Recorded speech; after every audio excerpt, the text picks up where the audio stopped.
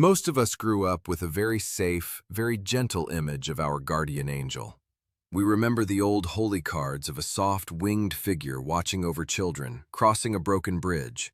But the Catholic Church teaches a reality that is far more intense and far more urgent. Right now, in this very moment, there is a fierce, brilliant spiritual intellect standing beside you.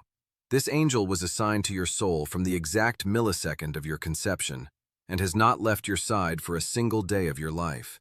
And as you get older, as the years pass and your final hour draws closer, this angel does something that most Catholics completely ignore until it is too late. They issue a final warning. If you are in your 50s, 60s, 70s, or beyond, you have almost certainly felt this warning already. You might have thought it was just a heavy feeling of regret.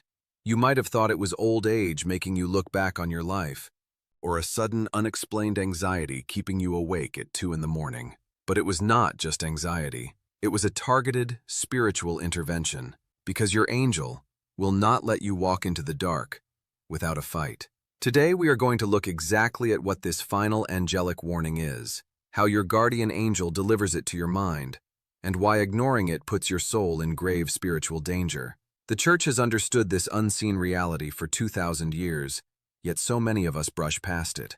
Stay with me, because you need to know if you have been ignoring the very voice sent by God to save you. The Catechism of the Catholic Church tells us clearly that from infancy to death, human life is surrounded by the watchful care and intercession of angels. When we are young, we often think of this protection in physical terms. We thank our guardian angel when we narrowly avoid a car accident, or when we are kept safe from physical harm. But as we enter our later years, the angel's primary mission shifts powerfully. The focus moves from protecting your physical body to securing the eternal destination of your soul. This is where the angelic warning begins. It is not a loud voice you hear with your ears. It is a profound, unshakable movement of your conscience. It is the sudden, quiet realization that if your life ended today, your soul is not fully right with God. Before we go deeper into what this warning actually feels like, if you feel comfortable, write your age and where you are watching from in the comments. Just your first name, your age, and your city or state is enough. You can simply write Thomas, 68, New York, or Sarah, 72, California. I read these comments, and I remember many of you in prayer. It reminds me that Catholics in their 50s, 60s, 70s, and beyond are carrying these same deep questions about the soul quietly all over the world. Now stay with me, because the next part is where many Catholics misunderstand this spiritual reality completely. When that heavy feeling of conviction hits you, it is easy to dismiss it as natural anxiety or stress, but your guardian angel knows something you do not. Your angel knows exactly how much time you have left. Because they see the horizon of your final hour approaching, their prompting becomes heavier, more urgent. They will bring up an old, unconfessed sin you thought you had buried. They will place a spiritual spotlight on the family resentment you refuse to let go of. They do not do this to torture you with guilt. They do this to wake you up, because your angel will not let you walk into the dark without a fight. But what does this actually look like in the life of a Catholic who is running out of time? I think of a man I will call Richard. He was 71 years old, a retired mechanic, and a lifelong Catholic. He went to Sunday Mass every week. He dropped his envelope in the basket. To anyone looking from the outside, his soul was perfectly in order. But Richard had a deep, festering wound. He had not spoken to his younger brother in 15 years. The silence started over a bitter argument about their parents' inheritance, and pride had kept the door locked ever since. Then, the warnings began. It did not start with a dramatic vision. It started quietly. Every time Richard stood in the pew and prayed the Our Father, specifically the line, "Forgive us our trespasses, as we forgive those who trespass against us," his chest tightened. He would suddenly picture his brother's face. Richard pushed the thought away. He told himself it was just a passing memory. He told himself his brother was the one who was wrong, and therefore his anger was justified. But a few months later, the warning grew louder. Richard started waking up at 3 in the morning with a heavy, sinking dread in the pit of his stomach. It was a profound restlessness. He felt an overwhelming sense that his spiritual house was out of order. and that his time to fix it was running out. Still, he ignored it. He blamed it on indigestion or stress. Then came the sudden, sharp pain in his chest, and the terrifying rush to the emergency room. It was not a fatal heart attack, but it was close. Lying in that sterile hospital bed, surrounded by the beeping of monitors, all of Richard's excuses instantly evaporated. The illusions he used to justify his anger completely burned away. He realized with terrifying clarity that if his heart had stopped in the ambulance, he would have stood before the judgment seat of Christ with 15 years of stubborn hatred on his soul. That realization in the hospital bed was not a coincidence. It was his guardian angel, impressing the absolute truth upon his intellect, shaking him awake while there was still time. Because your angel will not let you walk into the dark without a fight. Richard did not wait. From his hospital bed, he asked the nurse to call the Catholic chaplain. When the priest arrived, Richard made the most honest confession of his life. He finally surrendered his pride.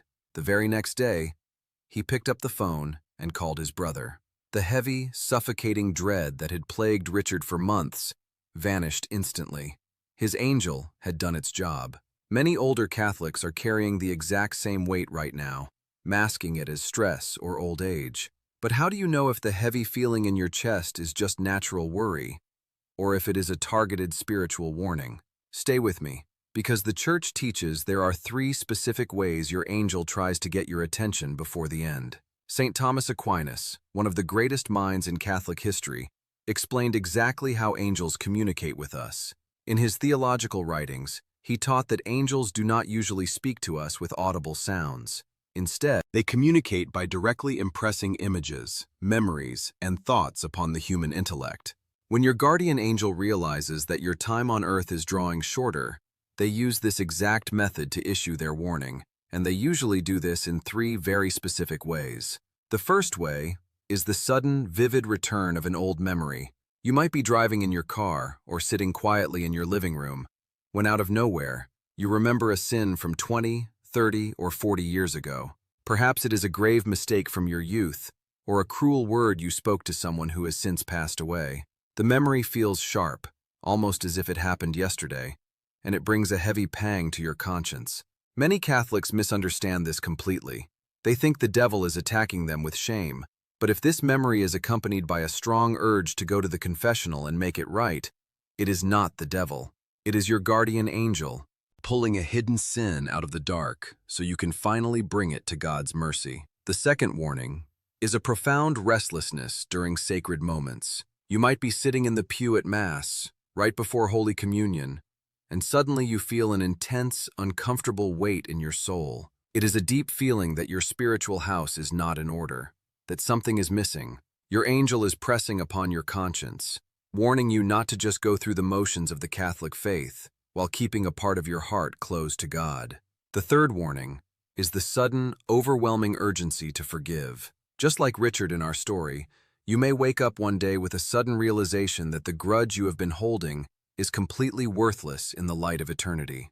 Your angel gives you a brief, quiet glimpse of the judgment seat, showing you that you cannot ask Christ for total mercy if you are still refusing to forgive someone else. Have you experienced any of these 3 things recently?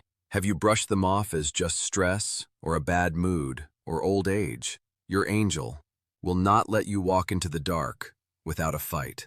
They are doing everything they can to prepare your soul for the exact moment you meet Christ. But stay with me, because this is where the spiritual life becomes incredibly dangerous. The most terrifying moment for a Catholic is not when the warning is loud. The most dangerous moment is when the warning suddenly stops. Now, here is the part that may surprise you, and it is a truth that every older Catholic must hear before it is too late. We often think that if our conscience is quiet, our soul must be in perfect shape. We tell ourselves, I don't feel guilty about anything, so God must be happy with me. I must be doing fine. But here is the uncomfortable truth. The most dangerous state for a Catholic soul is not when you are constantly feeling the heavy weight of conviction. The absolute most dangerous state is when you feel nothing at all. When the angelic warnings suddenly seem to stop, it usually does not mean you have achieved spiritual perfection. It often means you have developed what Catholic theology calls a hardened heart. Spiritual warfare teaches us that the enemy's greatest trick is not to make you commit a shocking, scandalous crime, His greatest trick is to make you comfortable, to convince you that your small, unconfessed sins are perfectly normal and that you have plenty of time to deal with them later. When you ignore the gentle nudges of your guardian angel day after day, year after year, your conscience begins to build a thick callus. You stop feeling the sharp sting of missing Mass. You stop feeling the fear of receiving communion unworthily. You stop caring about the family members you have cut off. You just go numb. The angel has not abandoned you. The angel has not stopped warning you. You have simply turned the volume of your own pride up so high that you can no longer hear the whisper of grace. This is a serious question you must ask your own conscience today. Are you truly at peace because you are living in a state of grace? Or are you only at peace because you have become completely comfortable ignoring God? God will never force His mercy through a locked door. Your angel will not let you walk into the dark without a fight, but God gave you free will. You can choose to ignore the fight until the very end. But what actually happens in those final hours, when the veil between this world and the next begins to tear, and the final battle for your soul begins? Stay with me, because the Church has a specific name for this, and the saints did not treat it lightly. The medieval Church understood something about death that our modern world has completely forgotten. In the 15th century, the Church recognized a powerful spiritual reality and called it the ars moriendi, the art of dying. Catholic tradition teaches that the deathbed is not just a medical event. It is the final spiritual battlefield. The enemy knows his time is running out, and so, in those final hours, he launches his most desperate, targeted attacks against the soul. The Ars Moriendi tradition warns us that the enemy will use two specific weapons against you at the very end: despair and presumption. First, the enemy will try to crush you with despair. He will suddenly flood your mind with every sin you ever committed, every failure, and every broken promise. The voice will whisper, "Look at what you have done. God could never forgive this. You are completely beyond saving." Or, if he cannot make you despair, he will try the opposite. He will tempt you with presumption. The enemy will whisper, "You don't need to worry. You were a generally good person. You don't need to repent, and you certainly don't need to call a priest right now." It is a false, empty comfort, perfectly designed to keep you from turning fully toward God in your final hour. But stay with me, because this is where the incredible mercy of God steps in. St. John Vianney, the great patron saint of parish priests, loved the guardian angels deeply. He once reminded his parishioners, "Our guardian angels are our most faithful friends, because they are with us day and night, always and everywhere." When the enemy attacks you with despair, your guardian angel immediately counters the attack. The angel places the image of Christ's cross squarely in your mind. The angel reminds your soul of the thief on the cross, who was promised paradise in his final dying breath. The angel presses a single, glorious truth into your intellect. God's mercy is infinitely larger than your worst sin. Your angel is standing between you and the enemy, shielding your mind, fighting off the despair, and strengthening your will to say yes to grace one last time. Because your angel will not let you walk into the dark without a fight. But you cannot wait until your final breath to start listening to them. If you want your angel to guide you safely through that final battle, you must learn to recognize their warnings today. So what exactly is your next step? Keep that in mind, because I am going to give you a specific spiritual challenge to complete before this week is over. We have talked about the quiet nudges, the heavy conscience, and the final spiritual battlefield. But theology is not enough. Understanding what your angel is doing will not save you if you refuse to take action. You cannot wait until you are lying in a hospital bed to find out if your soul is ready. If your guardian angel has been pressing a specific sin into your memory, or placing a heavy, undeniable restlessness in your chest, you must respond today. The absolute most powerful weapon God has given you to silence the enemy and prepare your soul is the sacrament of confession. I know walking into that box can be terrifying, especially if you are in your later years and have been carrying something hidden for decades. The enemy wants you to believe that the priest will be shocked or angry, or that your sin is simply too old to be forgiven. But remember this Catholic truth: a good priest is not there to judge you or humiliate you. In the confessional, he is acting in the person of Christ. His only desire is to raise his hand, speak the words of priestly absolution, and wipe your soul completely clean. So, I want to give you a practical spiritual challenge. Do not let another month go by. Before this week ends, I want you to look up the confession times at your local parish. Put it on your calendar before you even close this video. If you need to write down the things you have been hiding, write them down tonight. When you walk into that confessional, even if your hands are trembling, you can simply say, "Father, it has been a long time and I am afraid, but I know I need to be here." The priest will gently guide you the rest of the way. Your angel has been fighting to get you to this exact moment. Your angel will not let you walk into the dark without a fight. Now it is your turn to do your part. Bring the hidden things into the light, and let Christ do the rest. But stay with me, because what happens after you take this step, and what your angel does in the very second you finally cross from this life to the next, is the most beautiful truth in the Catholic faith. When you finally step out of that confessional, something incredible happens. The heavy dread you have carried for months, maybe even years, completely vanishes. The fear of death begins to lose its grip.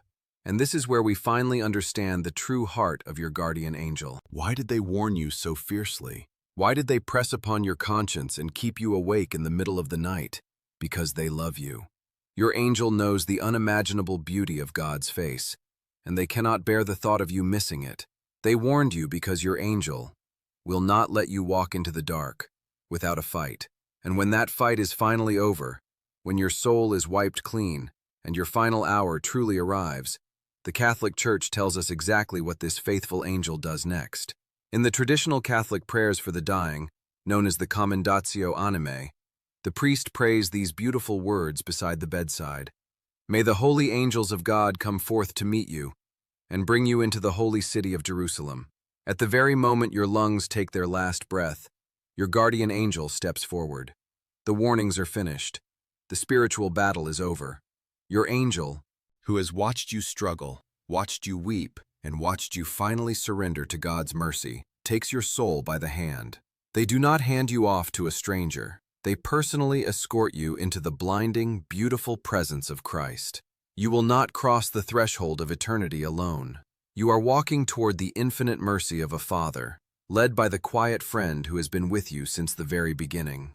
Now, I want to pray with you. Wherever you are sitting right now, I invite you to pray this with me. If you are alone in your home, speak these words out loud. Let this be the moment you finally stop ignoring the quiet nudges of grace. Lord Jesus, I thank you for the incredible gift of my guardian angel. Thank you for assigning a protector to my soul before I even drew my first breath, a companion I never earned, and a friend I have so often ignored. Angel of God, my guardian dear, to whom God's love commits me here, ever this day be at my side, to light and guard, to rule and guide. My faithful friend, I ask for your forgiveness for the times I have turned a deaf ear to your warnings. Thank you for never giving up on my soul. When I am stubborn, wake me up. When my conscience becomes heavy with a hidden sin or an old resentment, give me the courage to walk into the confessional and bring it into the light, because I know you will not let me walk into the dark without a fight. And when my final hour comes, whether it is tomorrow or years from now, please stay close to me. Protect my mind from the enemy's final lies of despair. Strengthen my will to say a final, complete yes to God's unfathomable mercy. And when my eyes close to this world for the last time, take my soul by the hand and lead me safely home to Christ. Amen. Remember this. God does not send your guardian angel to frighten you or crush you with guilt. He sends them to wake you up. When your conscience feels heavy with an old sin, or when you feel a sudden, undeniable urge to forgive a family member, do not ignore it. It is the invisible, faithful friend who has been with you since conception, trying to prepare you for eternity, because your angel will not let you walk into the dark without a fight. Do not wait until the final battle. Listen to the warning today. Bring your soul back to the light. If this message helped you examine your soul today, please subscribe. This channel is here to help Catholics prepare for eternity with truth, mercy, and courage. I also ask that you send this video to one Catholic you know who might be carrying a heavy weight quietly, or someone who needs a reminder that they are never fighting their spiritual battles alone. And if you have ever sat in the pew and wondered what actually happens to your soul the exact second you pass from this life to the next, click and watch the video on your screen right now. It connects directly to everything we just talked about, and it will completely change how you view your final hour.